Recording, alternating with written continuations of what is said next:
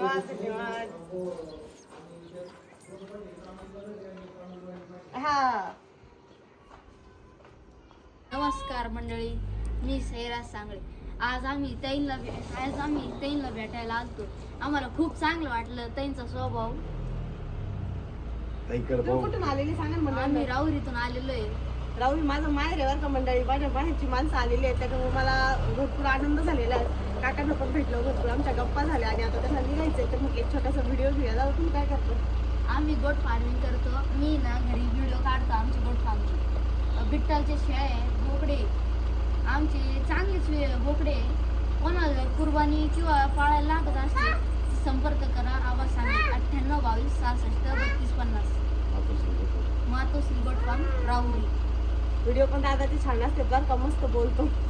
शाळेत कितवीला आहे? मी आता 8वीला आहे.